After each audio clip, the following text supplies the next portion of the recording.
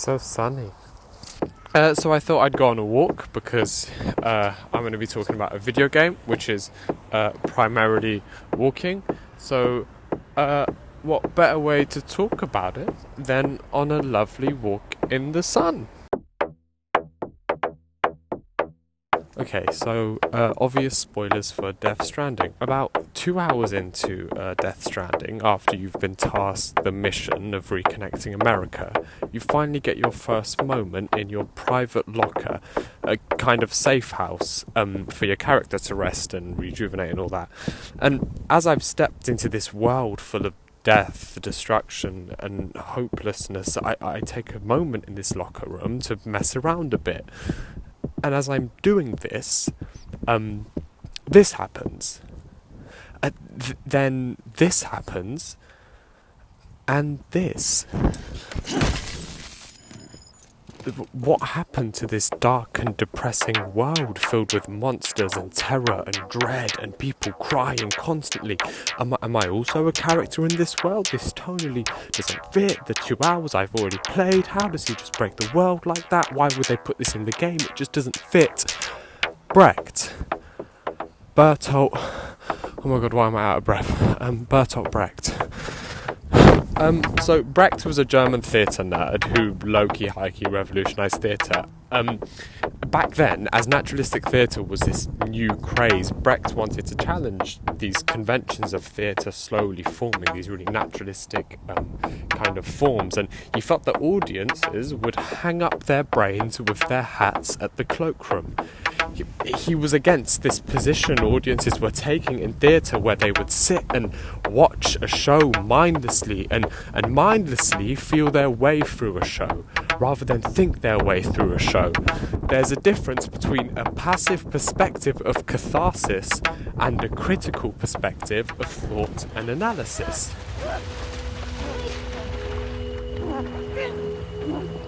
Beginning to see the comparison? Now, the reason why Brecht did this was because he wanted to use theatre to politically say something. He had an intention to share a political message artistically.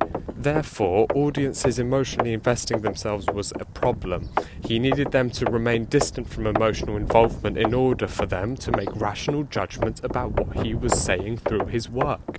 Now, to do this, he used a technique called...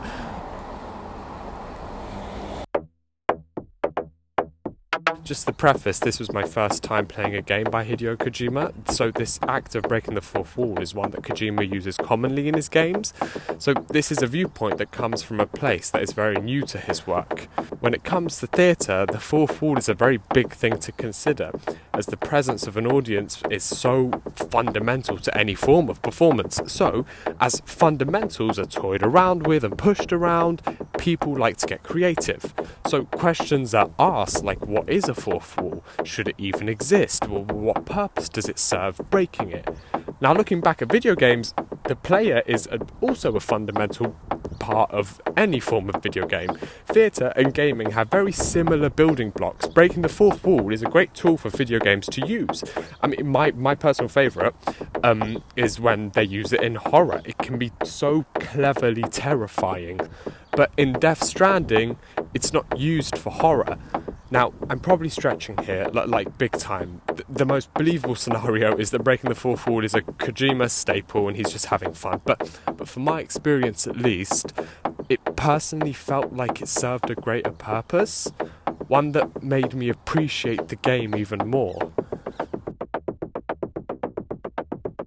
Death Stranding is a game that critiques our world. It analyses themes of social connection. And, I mean, you spend most of the game giving your likes to random online players who have built these little structures to help you. The only form of social interaction you can have with... Oh my god, there are so many cars. Yeah, the only form of social interaction you can have with others is, like, purely positive. There are so many other features and characters and storylines that explore these themes that this game is obviously trying to get you to think about and analyse for yourself, which is why breaking the fourth wall as a device really helps, because it reminds you are playing a game. This is a game, this is not real life, and because of that, you do a psychological step back You're the opposite of immersed. You're critically thinking, what are the parallels between our world and this world? Why has our world become such a hate-filled, hopeless place? Were we always like this? Why is it that the protagonist, Sam, spends the whole game connecting people together and opening up more and going through such a character journey to then just throw that all away at the end of the game? Want to come work for me? Could use a man like you. The world's still broken. Same as before. What isn't? But we're still here. We're still chugging along. Not everyone. Not me. Come on. You put America back together, didn't you? Doesn't mean there's a place for me. I've got no ties to anyone or anything. I might as well be dead. I felt like that when we first met in the cave. I still do. Don't act like you're the same person. You've learned how to touch, to feel.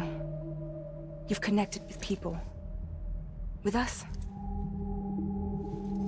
Everything I touch, I lose. This is why stepping back and realising you're playing a game is so important. You become aware, alienated to a point where you critically analyse why the protagonist says this. It's a form of digesting art that Brecht so cleverly did. 40 hours in, I just turn the camera to the side and I just get a wink from Sam. It catches me off guard, but it's a welcome surprise. It's a welcome reminder. I've been on such a journey with this character, but it's just a game with a message, and I mean, what a beautiful experimentation on how video games can reach for something bigger to say. I'm merely an observer of these events, these characters.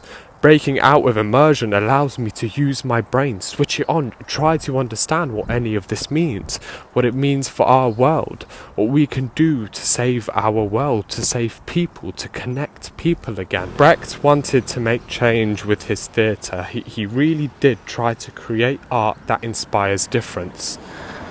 I'm sure the team behind Death Stranding created their game with a very similar intention. Okay. Home time. That was so awkward. People were just looking at me, fucking talking to myself. Oh.